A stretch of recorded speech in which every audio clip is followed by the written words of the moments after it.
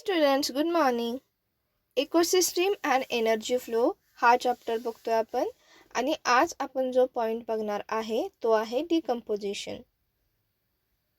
ठीक आहे. तर डिकम्पोजिशन म्हणजे काय हे समजण्याआधी तुम्हाला हे पिक्चर मी तुम्हाला दाखवलं आहे, ज्याच्यामध्ये एक फ्रूट आहे आणि त्याचं डिकम्पोजिशन होतं आहे. मग ॲक्च्युली डिकम्पोजिशन म्हणजे आहे तरी काय? तर बघा, ज्या वेळेला ॲनिमल बॉडीचा किंवा प्लांट बॉडीचा कोणताही सबस्ट्रेट जमिनीवरती पडतो किंवा वॉटर बॉडीमध्ये पडतो, त्यावेळेला एन्व्हायरमेंटल फॅक्टर्स थ्रू आणि काही मायक्रोब्स आणि इन्सेक्ट थ्रू त्यांची बॉडी जी आहे ही का होते, डिकम्पोज होते. डिकम्पोज होते म्हणजे काय, तर लिव्हिंग ऑर्गॅनिझम हे ऑर्गॅनिक सबस्ट्रेटपासून बनलेले असतात. हे ऑर्गॅनिक सबस्ट्रेट सिम्पल फॉर्ममध्ये कन्वर्ट केले जातात, त्यांचं ब्रेकडाऊन केलं जातं.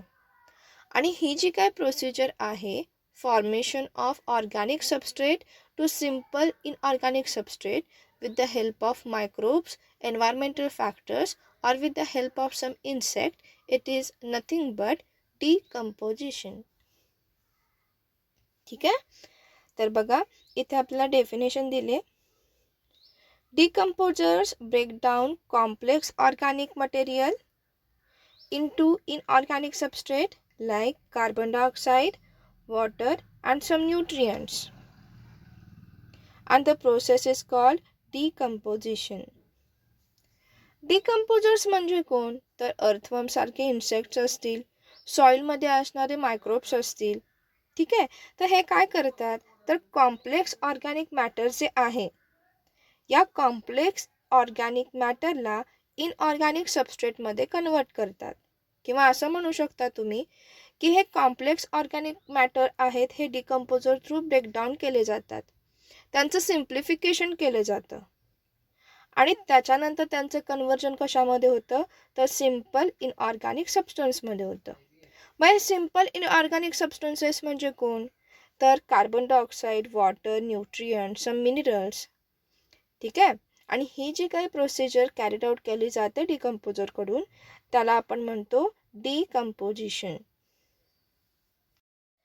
Next part is important steps in process of decomposition. And those processes are fragmentation, leaching, catabolism, humidification and mineralization. Fragmentation, leaching, catabolism, humidification and mineralization या प्रोसिजर्स या plant बॉडीवर किंवा animal बॉडीवर या एक साथ होत असतात, सायमल्टेनियसली होत असतात. आता यांचं मिनिंग काय आहे आणि यांच्या थ्रू डिकम्पोजिशन कसं कॅरीड आउट केलं जातं ते आता आपण बघूया. फर्स्ट वन प्रोसिजर जी आहे ती आहे फ्रॅगमेंटेशन. ठीक आहे. Detritivores like earthworm break down detritus into the smaller fragment of particles and this process is known as fragmentation. ठीक आहे. तर बघा, काही अर्थवर्मसारखे डेट्रिव्होर्स असतात, हे काय करतात, तर जे काही कॉम्प्लेक्स ऑर्गॅनिक सबस्ट्रेट आहे याला सिम्पल फॉर्ममध्ये कन्वर्ट करतात. पण हे कन्वर्जन कशा थ्रू केलं जातं, तर फ्रॅगमेंट थ्रू केलं जातं. जी काही ॲनिमल बॉडी किंवा प्लांट बॉडी जमिनीवर पडली आहे तिचे तुकडे तुकडे केले जातात. ठीक आहे. त्याचे फ्रॅगमेंट्स केले जातात. कुणाकडून केले जातात, तर अर्थवर्मसारख्या काही रेप्टाईल्स थ्रू किंवा डेट्रिव्होर्स थ्रू केले जातात. आणि ही जी काही पहिली सिम्पल प्रोसिजर आहे यालाच आपण म्हणतो फ्रॅगमेंटेशन. ठीक आहे. समजायला अत्यंत सोपी कन्सेप्ट आहे बघा ही. याच्यामध्ये ऑर्गॅनिक सबस्ट्रेट पार्टिकल्स किंवा फ्रॅगमेंटच्या फॉर्ममध्ये कन्वर्ट केले जातात. कुणा थ्रू, तर डेट्रिव्होर्स through. And the next step of decomposition is leaching. By the process of leaching, water soluble inorganic nutrients grow down into the soil horizon and get precipitated as salts. ठीक आहे. तर बघा, जे काही इनऑर्गॅनिक न्यूट्रिएंट्स असतात हे पाण्यामध्ये mix होतात. त्याच्यानंतर हे जे काही सोल्युबल फॉर्ममध्ये असणारे इनऑर्गॅनिक न्यूट्रिएंट्स आहेत हे सॉईलकडून ॲब्सॉर्ब केले जातात. आणि हे ॲब्सॉर्ब केलेले न्यूट्रिएंट्स सॉईल हॉरिझॉनमध्ये जातात, खूप डीप जातात. आणि ही जी काही प्रोसिजर आहे यालाच आपण म्हणतो लिचिंग. ठीक आहे. तर लिचिंग म्हणजे काय, सिम्पल फॉर्ममध्ये Inorganic material dissolve in water bodies, and that particular water is absorbed by soil and go to the soil horizon. It is nothing but leaching. Next point of degradation is catabolism. बघा कॅटाबॉलिझम म्हणजे काय? Bacterial and fungal enzyme degrades complex organic substrate into simple inorganic substances. This procedure is called catabolism. तर कॅटाबॉलिझममध्ये काय केलं जातं, जे काही complex organic material आहे या कॉम्प्लेक्स ऑर्गॅनिक मटेरियलचं सिम्प्लिफिकेशन केलं जातं. हे सिम्प्लिफिकेशन कसं केलं जातं, तर त्यांच्यामध्ये असणारे हे जे बॉन्ड्स असतात हे बॉन्ड्स तोडले जातात आणि यांची कॉम्प्लेक्सिटी सिम्पल फॉर्ममध्ये कन्वर्ट केली जाते. जे काही micro organisms for example fungal bodies किंवा बॅक्टेरियल बॉडीज सॉईलमध्ये प्रेझेंट असतात, हे एनर्जी मिळवण्यासाठी या ऑर्गॅनिक सबस्ट्रेटना सिम्प्लिफाय करतात आणि यांचं कन्व्हर्जन हे इनऑर्गॅनिक सबस्ट्रेटमध्ये केलं जातं. आणि ही जी काही प्रोसिजर आहे यालाच म्हणतो आपण कॅटाबॉलिझम. ठीक आहे. नेक्स्ट वन पॉइंट बघा. It is important to note that all the above steps in decomposition operate simultaneously. ठीक आहे. फ्रॅगमेंटेशन, लिचिंग आणि कॅटाबॉलिझम ह्या 3 मेन स्टेप ज्या आहेत डिकम्पोजिशनच्या ह्या एकाच वेळी होत असतात. एकापाठोपाठ एक किंवा सिक्वेन्सनी होत नसतात. तर ज्या वेळेला एखादी ऑर्गॅनिक सबस्ट्रेट किंवा एखादी प्लांट किंवा ॲनिमल बॉडी जमिनीवर पडलेली असते त्यावेळेला एकाच वेळी फ्रॅगमेंटेशन, लिचिंग आणि कॅटाबॉलिझम होत असतं. And the fourth one procedure of decomposition is humification. तर बघा, the process of dead organic matter being turned into humus. Dead plants and animal rot and decompose into black jelly-like substances. And it is nothing but बघा, जे काही plant आणि ॲनिमलचे dead body असतात किंवा काही बॉडीचे पार्ट्स असतात ते काय होतात, डिकम्पोज होतात, रोट होतात आणि त्यानंतर त्याचं कन्व्हर्जन जे आहे हे जेली लाईक ब्लॅक सबस्ट्रेटमध्ये होतं. ठीक आहे. आणि जे काही जेली लाईक सबस्ट्रेट किंवा ज्याला आपण ह्युमस म्हणतो, हा ह्युमस काय होतो तर वॉटर बॉडीमध्ये डिझॉल्व्ह होतो आणि पूर्ण सॉईलमध्ये तो काय होतो, पसरतो, स्प्रेड होतो आणि यालाच आपण ह्युमिफिकेशन म्हणतो. एक गोष्ट नेहमी लक्षात ठेवायची की ह्युमिफिकेशन झाल्याशिवाय सॉईल फर्टाईल होत नाही किंवा सॉईलची न्यूट्रियन कपॅसिटी जी आहे ही ह्युमिफिकेशनवर किंवा ऑर्गॅनिक सबस्ट्रेटच्या डिपॉझिशनवर डिपेंड असते. तर ह्युमिफिकेशन म्हणजे तुम्हाला काय कळालं तर काय, तर जे काही ऑर्गॅनिक मटेरियल असतात ते डिकम्पोज होतात आणि त्याचं conversion black jelly like fertile सबस्ट्रेटमध्ये होतं. याला आपण ह्युमिफिकेशन असं म्हणायचं. ठीक आहे. आता बघा,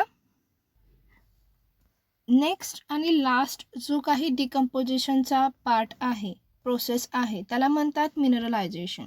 आता मिनरलायझेशनमध्ये काय होतं बघा, humus is further degraded by some microbes and release of inorganic nutrients occurs by the process known as mineralization. ठीक आहे. ह्युमस म्हणजे काय तर ऑर्गॅनिक सबस्ट्रेटचं कन्व्हर्जन सिम्पल फॉर्ममधल्या इनऑर्गॅनिक सबस्ट्रेटमध्ये होतं आणि मिनरलायझेशनमध्ये याच इनऑर्गॅनिक सबस्ट्रेटचं कन्व्हर्जन आणखी सिम्पल फॉर्ममध्ये होतं आणि मिनरल्स आणि साल्ट जे आहेत हे जमिनीमध्ये डिपॉझिट होतात किंवा स्प्रेड होतात, मिक्स होतात आणि यालाच आपण म्हणतो मिनरलायझेशन.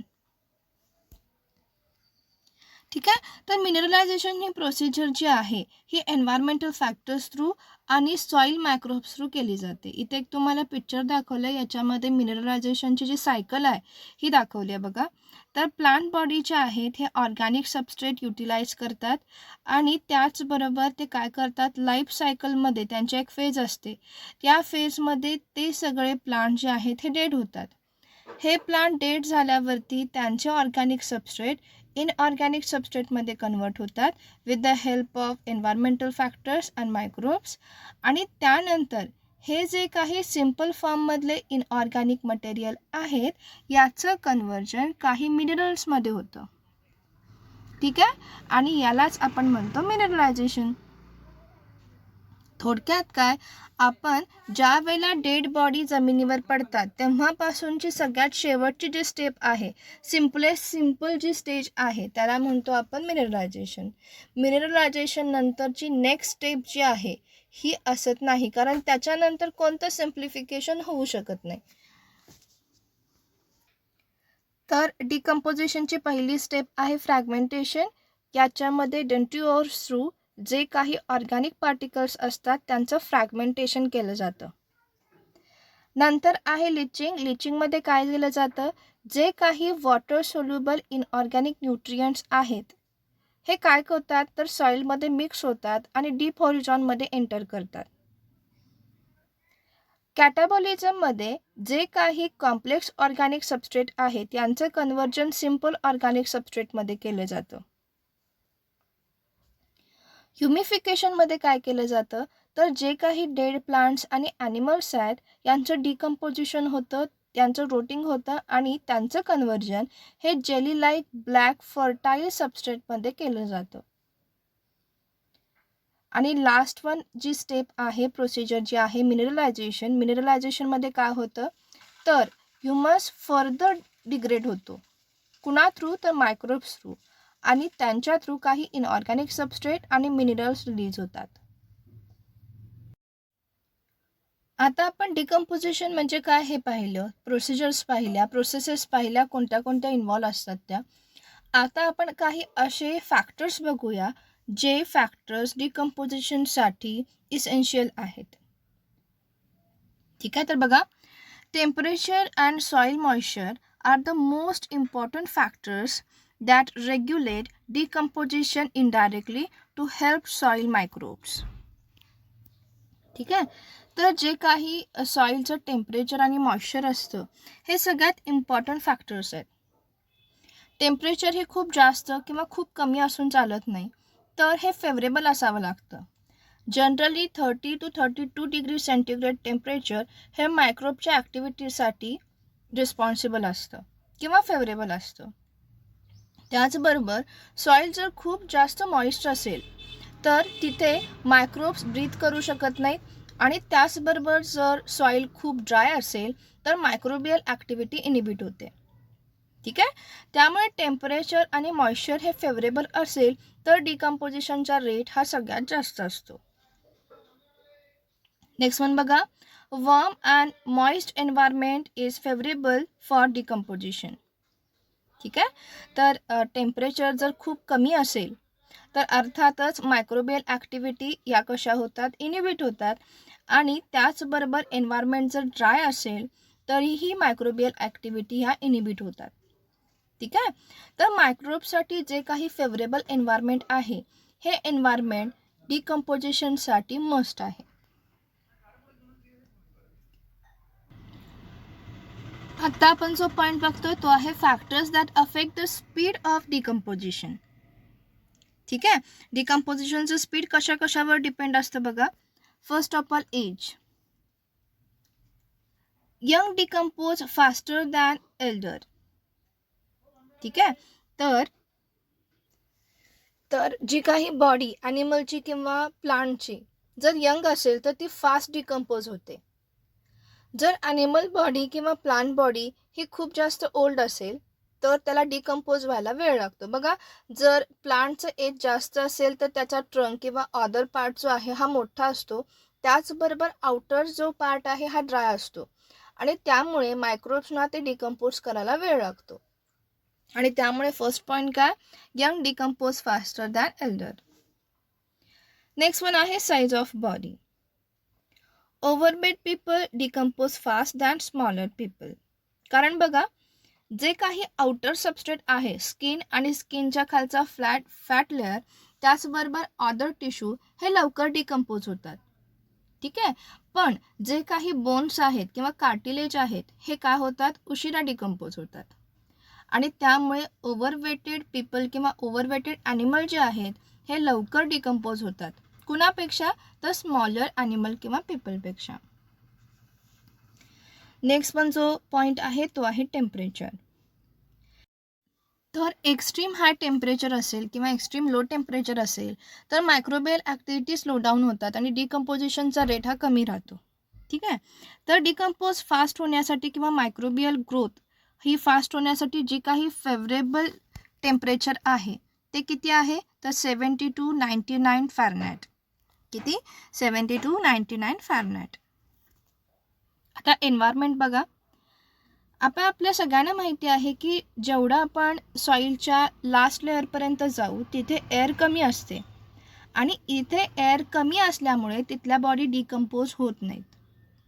ठीक आहे. तर जेवढ्या बॉडी एअरला जास्त एक्सपोज होतील त्या लवकर डिकम्पोज होतात. बघा, bodies decompose more quickly in air or you can say in a presence of oxygen and more slowly in water or buried.